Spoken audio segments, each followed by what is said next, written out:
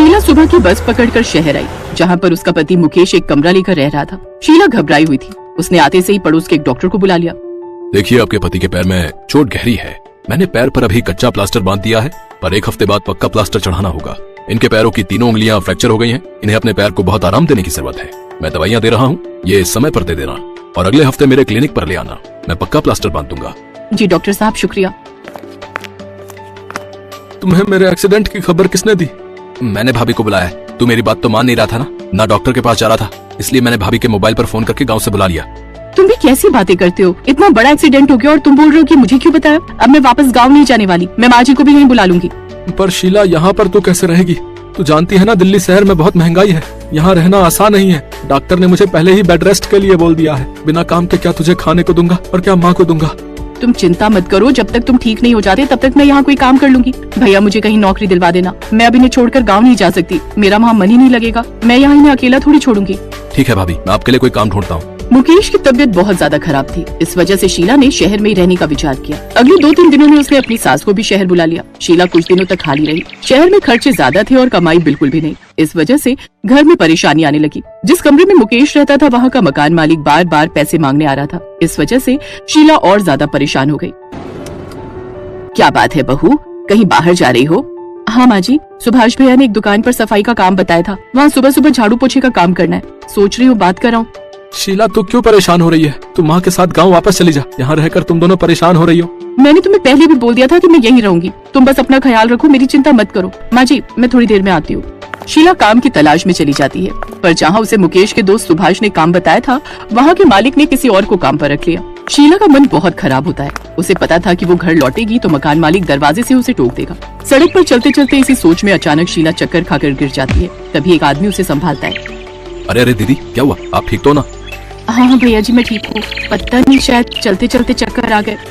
कुछ पानी वगैरह लोगे दीदी? नहीं भैया जी, मैं बस घर जाऊंगी। आपका बहुत बहुत धन्यवाद। शीला निराश होकर घर लौट आती है। उस दिन भी उसे कोई काम नहीं मिला था। उसी शाम सुभाष भी मिलने आता है। सुभाष के हाथ में एक पैकेट था। उसने वो पैकेट शीला को पकड़ाया। ये लो भाभी, ये कुछ खाने का लाया था। ये क्या है भैया? अरे भाभी, क्या बताऊं, मेरा दोस्त है नीरज। उसने उत्तम नगर की तरफ मूंगलेट का ठेला लगाया है। आजकल मूंगलेट बहुत फेमस है। ये खाने में बहुत स्वादिष्ट होता है। मैं तो जब भी उत्तम नगर जाता हूँ अपने दोस्त से ये मूंगलेट बनवा कर लाता हूँ। जैसे अंडे का आमलेट बनता है ना, वैसे ही मूंग दाल का मूंगलेट बनता है। दाल को भिगोकर पीसकर और फिर बढ़िया तरीके से उसका तवे पर मूंगलेट बनाया जाता है। मेरा दोस्त बहुत अच्छी कमाई कर रहा है इस लाइन में। पर हमारे इधर जमुना पार साइड दिल्ली में अभी कोई ठेला नहीं लगा है मूंगलेट का। अच्छा, खाने में भी बड़ा स्वाद है। सुभाष भैया, अगर मैं मूंगलेट का ठेला लगाऊं तो क्या ये चल जाएगा? जो काम आपने मुझे बताया था वो तो मिला नहीं। आइडिया तो अच्छा है भाभी। हमारे इधर बाजार में कोई भी मूंगलेट का ठेला नहीं लगाता। आप कहती हो तो मैं अपने दोस्त से पूछ लेता हूँ कितना खर्चा आएगा और क्या क्या तरीका है इसको बनाने का, और बढ़िया तरीके से बता देगा वो। अब शीला को मूंगलेट का ठेला लगाने के लिए जगह और पैसों की जरूरत थी। शीला के पास सोने की बालियां थीं। उसने उन्हें बेचने का विचार किया। बहू, तू अपनी सोने की बालियां बेच देगी तो कानों में क्या पहनेगी? माँ जी, इस समय मेरा ये बालियां बेचना बहुत जरूरी है। मुझे पैसों की जरूरत है। मैं मूंगलेट का ठेला लगा रही हूँ। अगर कमाई हुई तो सब कुछ ठीक हो जाएगा। शीला अपने कानों की बालियां सुनार को बेच देती है और जो पैसे मिलते हैं उनसे सुभाष की मदद से मूंगलेट का ठेला लगा लेती है। धीरे धीरे शीला मूंगलेट का ठेला बढ़िया चलाने लगती है। अब वो बहुत ही स्वादिष्ट मूंगलेट बनाती थी। बस गलती एक हुई कि शीला ने जिस जगह पर ठेला लगाना शुरू किया वो जगह एक बिजनेसमैन की थी। उसने शीला की मजबूरी को नहीं देखा। उसने तो बस अपने आदमी ठेले को हटाने के लिए भेज दिए। ओ मैडम, चलो चलो, अपना ठेला यहाँ से हटाओ। यहाँ कोई ठेला नहीं लगेगा, कहीं और ठिकाना बनाओ। पर भैया जी, मैंने तो इस जगह के पैसे दिए हुए हैं। ये जगह तो किसी अनिल नाम के आदमी की है ना? मैंने उसे महीने का किराया दिया था, पूरे 1500 रुपए। अरे कौन अनिल? हम कुछ नहीं जानते। तुम्हें जितना कहा है उतना करो। ये जगह हमारे मालिक ओम प्रकाश जी की है। ए लड़को, हटाओ ठेला यहाँ से। यहाँ कोई ठेला खड़ा नहीं रहेगा। सामने सेठ जी की कोठी है, उसके सामने तू ये ठेला लगा कर खड़ी है। इससे पहले कि सेठ जी यहाँ आए, ये जगह खाली कर दो। वो आदमी जबरदस्ती शीला का ठेला वहाँ से हटाने लगा। तब तक सुभाष भी आ गया था। आदमी ने सुभाष की भी एक नहीं सुनी। शीला को पता चलता है कि जिस आदमी को उसने 2000 रुपए दिए थे वो ठग निकला। ये जगह उसकी नहीं थी। अरे भैया, आज के दिन तो लगाने दो, कल से यहाँ ठेला नहीं लगेगा। भैया, मेरा बहुत पैसा लगा हुआ है। अगर आज मैंने ठेला नहीं लगाया तो मेरा बहुत नुकसान हो जाएगा। मैं रोज की ही कमाई करती हूँ, बहुत मुश्किल से पैसे कमा रही हूँ। ऐसा मत करो, मेरा ठेला यहाँ से मत हटाओ।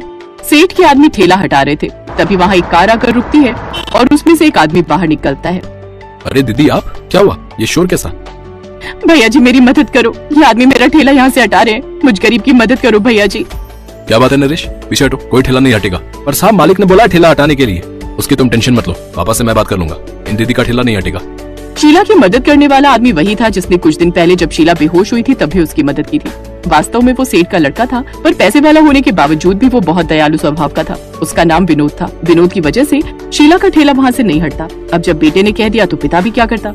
शीला दीदी, मेरे जिम में बहुत कस्टमर आते हैं, मैं सबको आपके ठेले पर ही भेजूंगा। मैं जानता हूँ ये मोंगलेट प्रोटीन से भरा हुआ है और आप वैसे भी बहुत कम तेल का बनाती हो, आपकी बहुत अच्छी कमाई हो जाएगी। मेरे से जितना हो सकेगा मैं आपकी मदद करूंगा। भैया जी, आज के जमाने में आपके जैसे फरिश्ते भी मौजूद हैं, कि मैंने अपनी आंखों से देख लिया। आपका बहुत बहुत धन्यवाद। विनोद की वजह से शीला की कमाई और बढ़ जाती है। विनोद को ईस्ट दिल्ली एरिया में बहुत से लोग जानते थे। कुछ ही समय में शीला का मोंगलेट का ठेला हर जगह मशहूर हो गया। धीरे धीरे शीला की मेहनत रंग लाई। मुकेश भी बहुत खुश था कि उसे शीला जैसी पत्नी मिली। शीला गांव से आई थी और दिल्ली आकर उसने हिम्मत से काम लिया और आज उसकी उसी हिम्मत ने उसकी सारी परेशानियां दूर कर दी। शीला के मुश्किल समय में जिसने भी मदद की थी वो सबको दिल से धन्यवाद कहती है।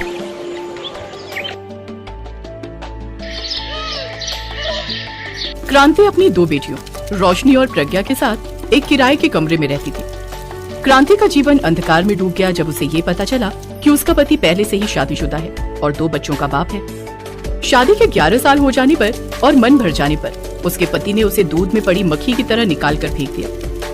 उसके पास अब कोई रास्ता नहीं था। वो अपने मायके भी नहीं जा सकती थी क्योंकि ये शादी उसने अपनी मर्जी से सबके खिलाफ जाकर चुकी थी। उसकी 2 बेटियां थी, 10 साल की रोशनी और 8 साल की प्रज्ञा। पति का साथ छूटने के बाद क्रांति अपनी बच्चियों का पेट पालने के लिए एक लाला की दुकान पर काम करने लगी, लेकिन पगार के नाम पर उसे केवल महीने में 4000 ही मिलते।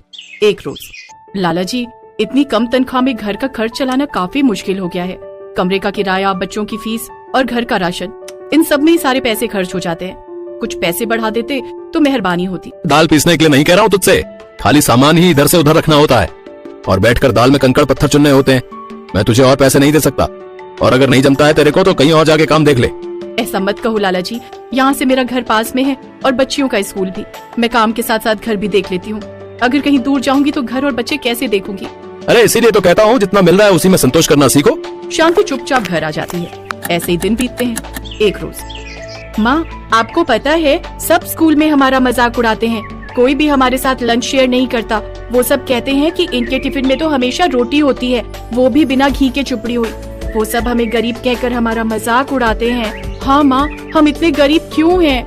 गरीब होना ऊपर वाले ने हमारी किस्मत में लिखा है मेरी बच्चियों। कभी कभी स्कूल के बाद रोशनी और प्रज्ञा भी माँ के पास गोदाम में बैठकर पढ़ाई करने बैठ जाती, जहाँ क्रांति दाल साफ करती और दोनों बहनें पढ़ती। एक रोज जब वो दोनों दुकान पर आई तो लाला पिज्जा खा रहा था, जिसे देख प्रज्ञा अपनी माँ से बोली, माँ, मुझे भी वो खाना है जो लाला खा रहे हैं। मेरे स्कूल में काफी बच्चे लाते हैं ये पिज्जा, लेकिन वो बहुत महंगा आता है बेटी, और तुम्हारी गरीब माँ की इतनी हैसियत नहीं कि वो तुम्हें ये खिला सके।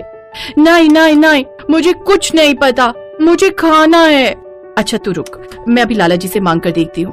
क्रांति घबराते हुए लाला जी के पास आई। मालिक, बिटिया का बड़ा मन है ये पिज्जा खाने का, अगर आप थोड़ा सा टुकड़ा। ए चल चल, तुम गरीबों की हैसियत नहीं है इसे खाने की, जानती भी है कितना महंगा आता है ये हैं? ये तो हम बड़े लोगों के शौक हैं, चल जा। आंखों में आंसू लिए क्रांति प्रज्ञा से बोली, तू दुखी मत हो मेरी बच्ची, मैं तुझे फिर कभी पिज्जा खिला दूंगी। चल अब तुम पढ़ाई कर लो। लेकिन प्रज्ञा और रोशनी का मन कहाँ मानने वाला था। वो एक नजर अपनी किताब में तो दूसरी लाला के पिज्जा पर रख दी। तभी लाला के पिज्जा में एक बाल आ गया। लाला ने गुस्से में उस पिज्जा को फेंक दिया, लेकिन रोशनी ने सबसे नजर बचाते हुए उसे अपने डिब्बे में रख लिया। घर आकर रोशनी उसे चूल्हे पर सेकने लगी। ये पिज्जा, ये कहाँ से आया? माँ, वो लाला के पिज्जा में बाल आ गया था और उसने वो पिज्जा फेंक दिया था। मैंने बाल वाला हिस्सा तोड़कर फेंक दिया। चलो प्रज्ञा, अब तुम भी थोड़ा खा लो और थोड़ा माँ हम दोनों खा लेते हैं, आखिर हमें भी तो इसका स्वाद पता चले। लो खाकर देखो। क्रांति की आंखों में आंसू आ गए। उसने दोनों बच्चियों को गले से लगा लिया। फिर रोशनी ने एक टुकड़ा तोड़कर अपनी माँ और बहन के मुंह में दे दिया। अरे वाह, ये तो बड़ा स्वादिष्ट है। हाँ, सचमुच मजा आ गया। ऐसे ही समय बीता। एक रोज जब रोशनी और प्रज्ञा स्कूल से लौट रही थी तो रास्ते में उनकी नजर एक ठेले पर वेज पिज्जा और पनीर का पिज्जा बना रहे मदन पर जाती है। रोशनी उसके पास जाकर बोली, अंकल, क्या आप मुझे भी ये वेज पिज्जा बनाना सिखाओगे? ए धंधे का वक्त है, क्यों टाइम खराब कर रही है, चल जा यहाँ से। मदन उन्हें वहाँ से भगा देता है, लेकिन अब वो दोनों स्कूल से लौटते वक्त अक्सर छुप छुप कर मदन को पिज्जा बनाते देखती। एक रोज वो मंडी जाती हैं और वहाँ जाकर फेंकी हुई खराब सब्जियों में से कुछ ठीक ठाक सब्जियां बिन कर लाती हैं। और जब उनकी माँ दुकान पर होती है तो वो घर पर आटे की बड़ी सी रोटी बनाकर सेक लेती है। पहले तो 2 रोटियां खराब हो जाती हैं, लेकिन तीसरी बार उसका पिज्जा बेस बनकर तैयार हो जाता है। फिर उन सब्जियों को छोटा छोटा काट कर वो उस पर डाल देती है। पिज्जा जितना दिखने में खूबसूरत था, उसे कहीं ज्यादा वो खाने में लाजवाब था। वाह छोटी, हम तो पिज्जा बनाने में माहिर हो गए। ये वाला माँ के लिए रख देते हैं, वो खाएगी तो खुश हो जाएगी। उस रोज उन्होंने पेट भर पिज्जा खाया, लेकिन तभी दुकान से बिरजू भागता हुआ आया। रोशनी, प्रज्ञा, अरे जल्दी चलो, तुम्हारी माँ की तबीयत ठीक नहीं है। क्या हुआ माँ को? वो अचानक से बेहोश हो गई है। वो सभी क्रांति को लेकर अस्पताल पहुँचते हैं, जहाँ डॉक्टर उसे बीपी लो की शिकायत बताते हैं। साथ ही कमजोरी के कारण उसे कुछ दिन के बेड रेस्ट पर रहने के लिए कहते हैं। अब से तुम्हें काम पर जाने की जरूरत नहीं है माँ, अब तुम बस आराम करो। हमने उस लाला को भी मना कर दिया है कि तुम अब उसके यहाँ काम नहीं करोगी। लेकिन मैं आराम करूंगी तो घर कौन संभालेगा? हम दोनों हैं ना माँ, अब आप बस आराम करो। क्रांति के पास रखे थोड़े से पैसों से वो पिज्जा बनाने का सामान लाती है। फिर दोनों सड़क किनारे बोरी पर ही पिज्जा बनाकर बेचने लगती हैं, क्योंकि ठेला खरीदने के लिए अभी उनके पास पैसे नहीं थे। वो जोर जोर से लोगों को आवाज देकर बुलाने लगती, आओ आओ प्यारे लोगों, आओ हमारा स्वादिष्ट पिज्जा खाओ। एक बार खाओगे तो बार बार आओगे। सिर्फ 50 रुपए के सस्ते दामों में खाओ।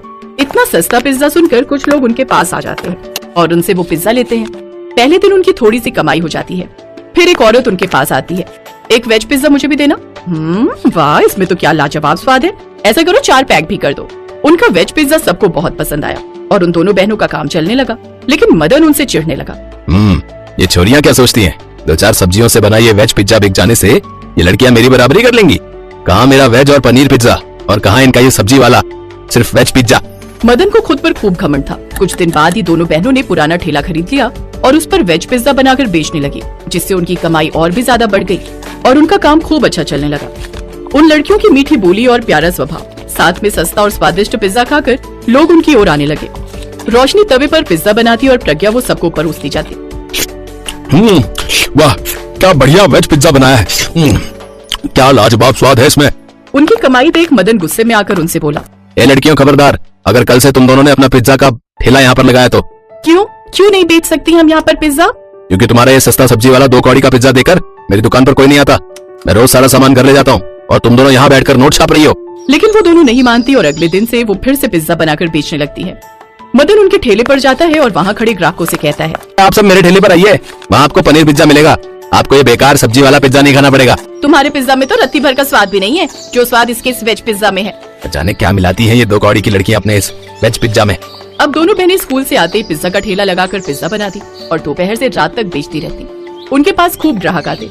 ये देख अब मदन से रहा नहीं गया और एक शाम जब दोनों बहनें काम समेटकर घर जाने लगी तो मदन एक बड़ा सा डंडा लाया और उनके ठेले को तोड़ फोड़ करके वहाँ से चला गया। तभी एक बड़ी सी गाड़ी वहाँ आकर रुकी, जिसमें से एक आदमी बाहर आया। अरे सुना है यहाँ कोई लड़कियाँ वेज पिज्जा बनाकर बेचती हैं। क्या आप बता सकती हैं उनका ठेला कहाँ है? ये सुनते ही दोनों बहनें रोने लगी। अंकल जी, हम ही यहाँ पिज्जा बनाकर बेचती थी, लेकिन एक अंकल ने हमारा सारा ठेला तोड़ दिया। उन्होंने उसे सारी बात बताई। फिर उस सेठ ने उनसे कहा, मैं एक आश्रम चलाता हूँ, मुझे वहाँ के 1200 बच्चों के लिए तुमसे पिज्जा बनवाना है। सारा सामान मैं तुम्हें खुद खरीद कर दूंगा।